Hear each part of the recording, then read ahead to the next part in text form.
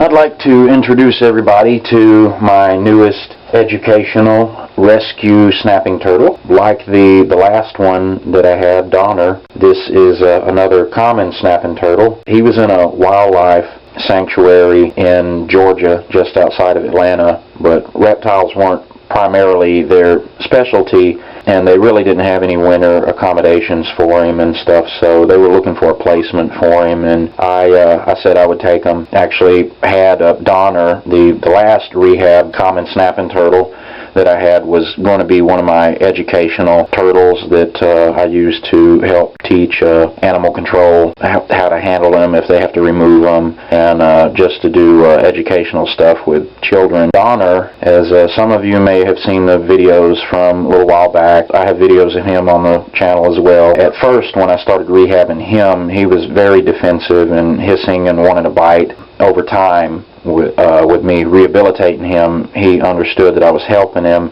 and then eventually he came to trust me, and I could touch him, pet him on the head and rub his nose and everything, and he was completely fine with it. I actually have video where I then began to hand feed him. I could feed him sardines with my bare hands in the tub. He would just take the food from me. He wouldn't bite my fingers. He was very cautious about that. I really didn't think I would find another snapping turtle to replace Donner as an educational animal, but then this one needed a home, and I was told it had a very sweet disposition too. Donner, if some of you may not know, he escaped from me about 7 months ago. He got away, escaped, and ran away. I never was able to find him. Like Donner, this snapping turtle was also injured, and I was told he was hit by a car as well and had some head trauma. I'm just now assessing him. I've only had him for 2 days now, and I'm still sort of assessing him. I was told initially that this was a female. Once it got here, though, after looking at it, I'm pretty sure that this is a male. He did lose about half of his tail to some sort of accident. It could have been bitten off when he was younger or some other kind of accident. And there's a lot of scar tissue built up there, but I'm pretty confident this is a male. And I was told about 8 kilograms, which is pretty hefty. That would make him almost 18 pounds or so. So what this wildlife center did was they actually put him on a plane in Atlanta and flew him to Dallas, and they sent a couple of volunteers with him to accompany him, and they flew standby from what I understand, so I don't think it cost him anything. They sent a couple of people over to escort him over. Now he's in the evaluation phase with me. I intend to hibernate him over the winter outside, like all the turtles in the wild would be doing, and my healthy aquatic turtles and box turtles and everything. I hibernate them outdoors if I can. I have several aquatic turtles out in troughs outdoors right now that are preparing for hibernation, and he's going to get his own trough to do the same.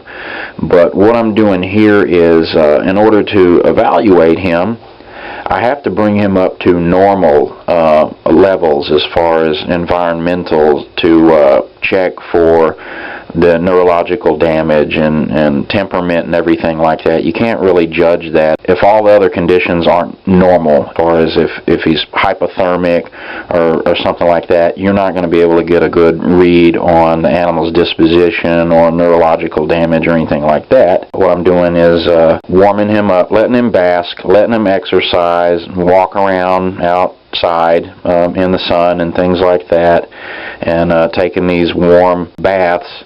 This will also help him to eliminate waste, which he needs to do before he hibernates anyway. Reptiles have to fast for quite a bit to make sure they don't have any waste material in their digestive tract, because they can get ill from that. They can get sepsis and die in hibernation, so they have to fast. And with the turtles, I usually do that for at least 2 weeks, and usually about 3. And with the aquatic turtles, it really helps if they are bathe and exercise, and you just repeat this. You give them all the water that they want, and that helps them to eliminate the waste.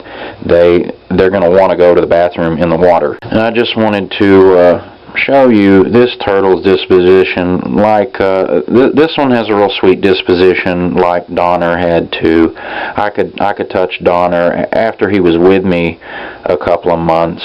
He trusted me, and I could touch him this way too. Since yesterday, since I got this turtle, I have been assessing his disposition like this after warming him up. We warm him up, let him bask and everything, and judge his temperament, and he's got a pretty good temperament. And you see he's ducking his head and being just passive, defensive with himself.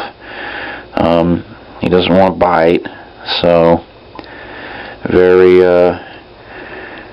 good sanctuary, educational disposition for a snapping turtle to use for those purposes. Some nice big old snapping turtle. Look at the camera.